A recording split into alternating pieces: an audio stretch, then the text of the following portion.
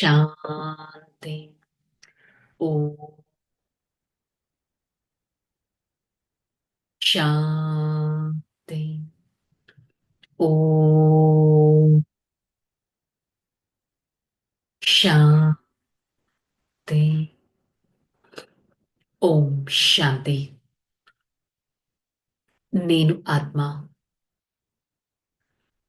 సంగమయుగి, శ్రేష్టమైన బ్రాహ్మణుడను. నాలోని శ్రేష్టత నలువైపులా వ్యాపింపచేసేవారిని. నేను ఆత్మ, నిర్విఘ్న స్వరూపుడను,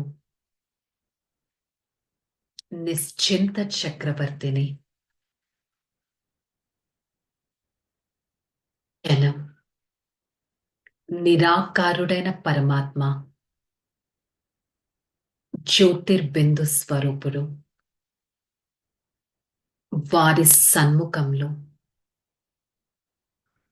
ఈ దివ్యమైన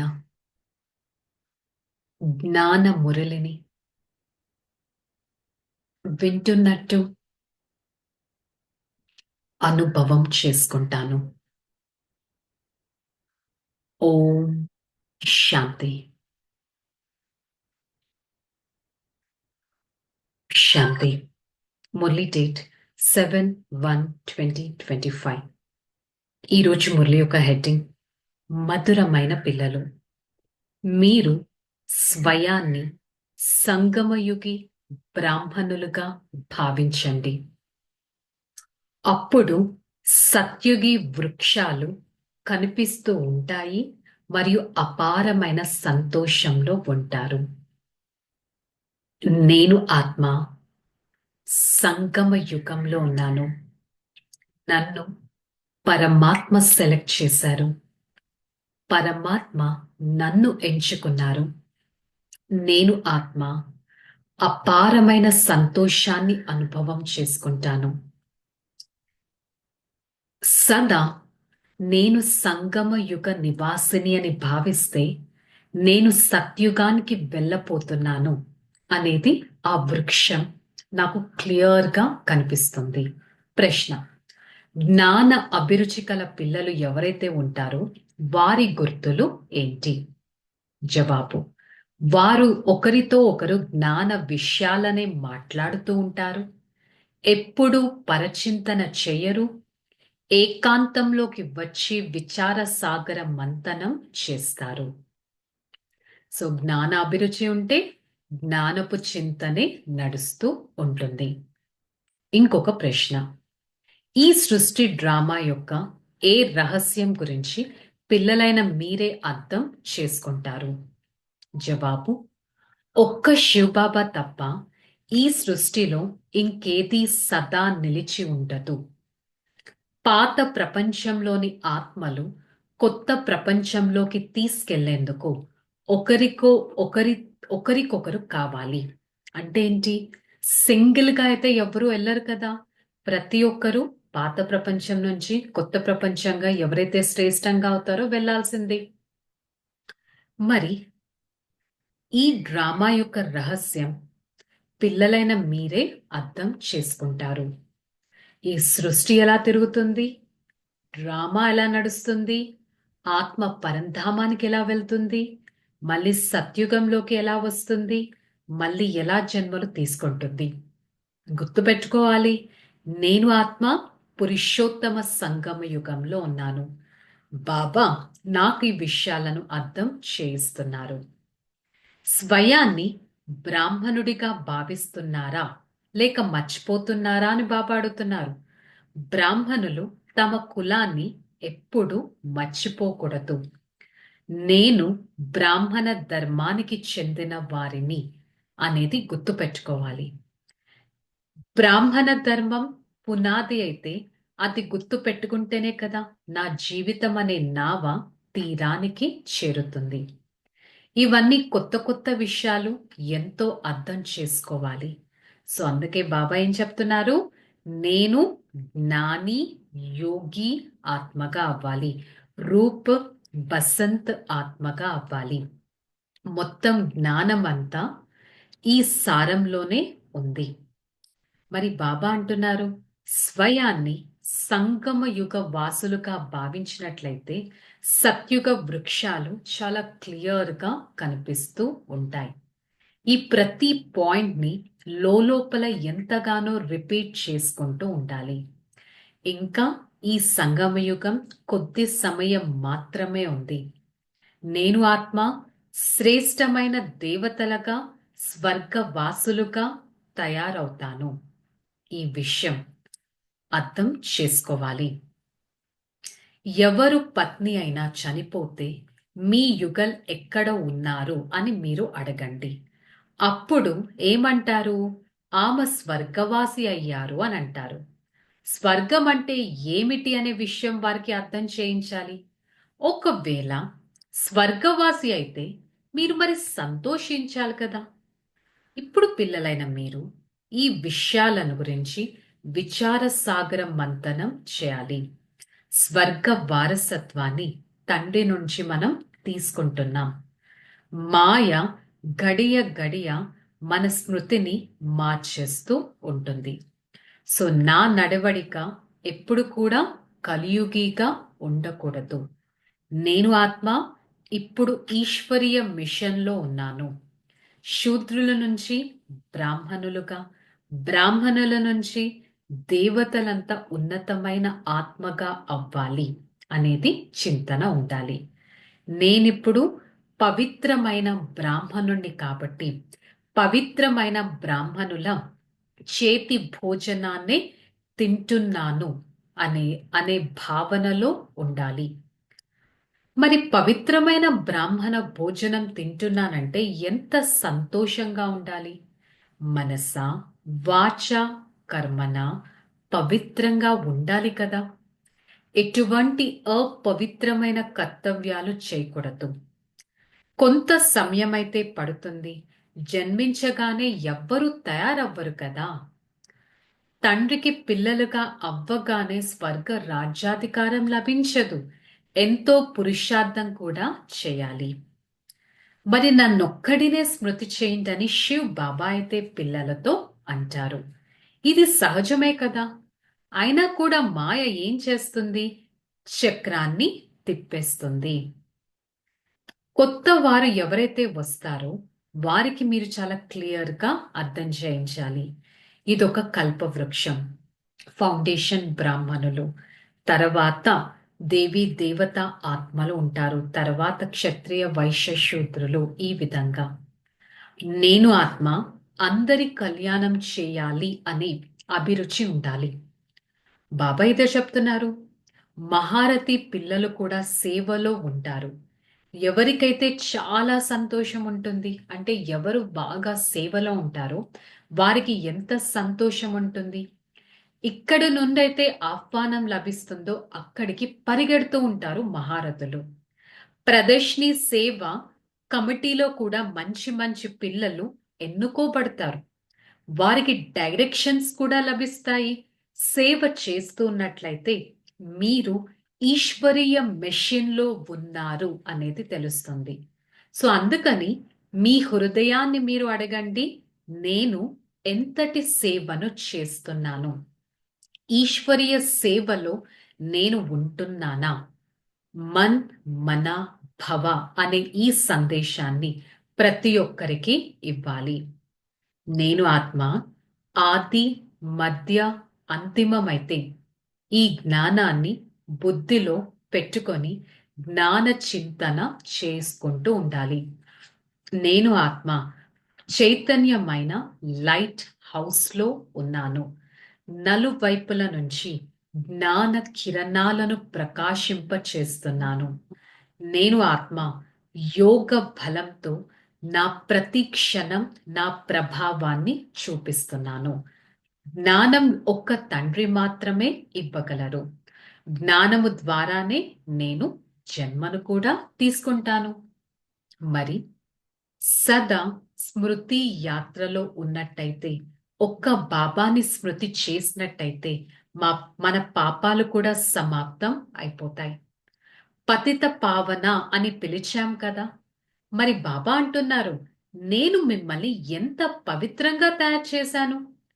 ఇలా మీతో మీరు మాట్లాడుకోవాల్సి వస్తుంది.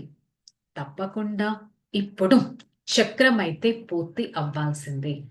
పవిత్రత శక్తితో, పవిత్రత బలంతో నేను పావనంగా తయారవ్వాలి. ఈ యోగ బలం చాలా ప్రసిద్ధమైనది. దీన్ని తండ్రి నేర్పిస్తారు. యోగ బలం ద్వారా ప్రతి పని చేసినట్టయితే బాణం చాలా చక్కగా గుచ్చుకుంటుంది. సో బాబా అంటున్నారు, ఫలానా వారు ముసల్మాన్లు, ఫలానా వారు వీరు నామం, రూపం, దేశం అన్నిటినీ మర్చిపోతారు. సో అందుకని అన్నీ మర్చిపోయినా కూడా స్వయం ఆత్మ అనే విషయాన్ని ఎవ్వరూ రియలైజ్ అవ్వట్లేదు. ఆత్మ పాత్రను అభయనించి తిరిగి ఇంటికి వెళ్లాల్సిందే. పావనంగా తయారవ్వాల్సిందే. పిల్లలైన మీకు ఎంతో సంతోషం కలుగుతుంది. మాయ మాయపై మీరిప్పుడు విజయాన్ని పొందాల్సిన సమయం వచ్చింది. నేను ఆత్మ నరుడి నుంచి నారాయణుడిగా తయారయ్యే ఈ కథను వినిపిస్తున్నాను. ఇదే అమరనాథ కథ. ఈ కథ ప్రతి ఒక్కరికి వినిపించగలగాలి. ఎట్ ద సేమ్ టైం రోజంతటిలో ఎంత సమయం పరమాత్మను స్మృతి చేస్తున్నాననే స్మృతి చాట్ని కూడా తప్పకుండా రాయాల్సి ఉంటుంది. ఈ విధంగా మధురాతి మధురమైన ఆత్మిక పిల్లలకి మాత్పిత బాప్దాదాల ప్రియ స్మృతులు మరియు గుడ్ మార్నింగ్. ఆత్మిక పిల్లలకి ఆత్మిక తండ్రి నమస్తే చెప్తున్నారు. ऐसे बनाने वाले माता पिता बाप दादा को याद प्यार और गुड मॉर्निंग नमस्ते ओम शांति. ధారణ ఏకాంతంలో జ్ఞాన మనన చింతన చేయాలి.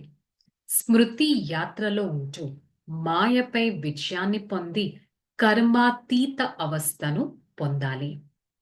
ఎవరికైనా జ్ఞానాన్ని వినిపించే సమయంలో నేను నా ఆత్మిక సోదరుడికి జ్ఞానం వినిపిస్తున్నానని బుద్ధిలో ఉండాలి. నామం, రూపం, దేశం ఇవన్నీ మర్చిపోయి నేనిప్పుడు పావనంగా అవ్వాల్సిందే. నేను పావనంగా అయ్యి ఈ ప్రపంచానికి అధిపతిగా అవుతాను అనే నష కూడా ఉండాలి.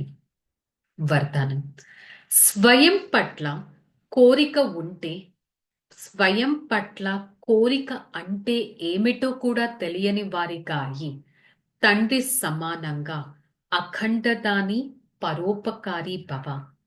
ఏ విధంగా బ్రహ్మ బాబా స్వయం యొక్క సమయాన్ని కూడా సేవ కొరకు ఇచ్చారు. స్వయం నిర్మాణులుగా అయి పిల్లలకి గౌరవాన్ని ఇచ్చారు. గౌరవం, ప్రతిష్ట, పరోపకారిగా అయ్యి ప్రతి సమయం పిల్లల్ని ముందు పెట్టి త్యాగాన్ని చూపించారు. ఈ విధంగా పిల్లలైన మీరు కూడా యజమానులుగా కాదు, మీరు సేవాదారిగా భావించాలి. తండ్రి సమానంగా కోరిక అంటే ఏంటో కూడా తెలియని వారిగా అవ్వాలి. విశ్వ కళ్యాణపు సేవ అనేది చేయాలి. స్లోగన్: జ్ఞానం, గుణాలు మరియు ధారణలో సింధువుగా అవ్వండి, స్మృతిలో బిందువుగా అవ్వండి. ఓకే, సో ఈరోజు మురళి యొక్క హోంవర్క్ తీసుకుందాం. నేను పవిత్ర స్వరూపాన్ని, నేను పవిత్రమైన బ్రాహ్మణుడను. ఓకే, చలో రిలాక్స్. ఓం శాంతి. నేను ఆత్మ సంగమ యుగంలో ఉన్నాను.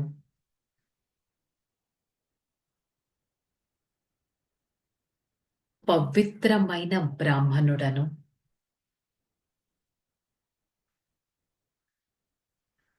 నిశ్చింత చక్రవర్తిని,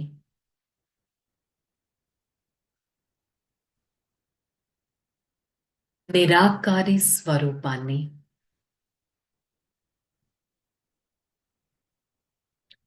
పరోపకారి ఆత్మను,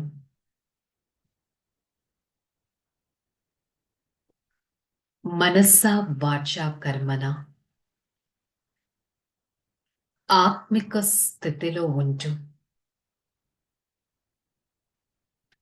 యోగ బలాన్ని పెంచుకుంటూ నిరాకారి నిరహంకారి స్థితిలో ఉంటాను. నేను ఆత్మ, శ్రేష్టమైన సేవాదారిని, సతో ప్రధాన ఆత్మను,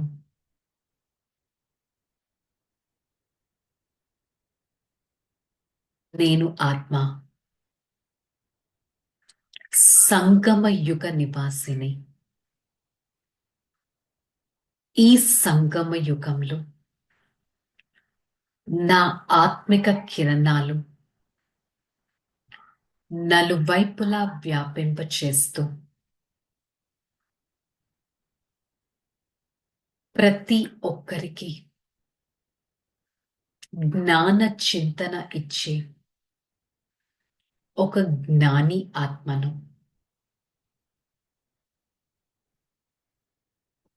నేను ఆత్మ, సత్యమైన వారిని, చైతన్య స్వరూపాన్ని. నేను ఆత్మ, నిర్విఘ్న స్వరూపాన్ని.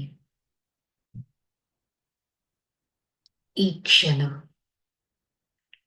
ఆత్మాభిమాని స్థితిలో ఉంటూ ఆత్మికత శక్తిని పెంచుకుంటూ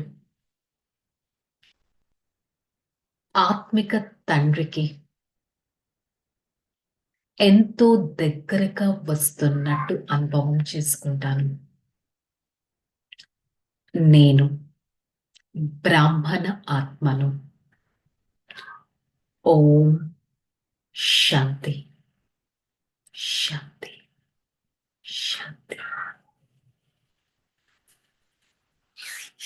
నేను ఆత్మ,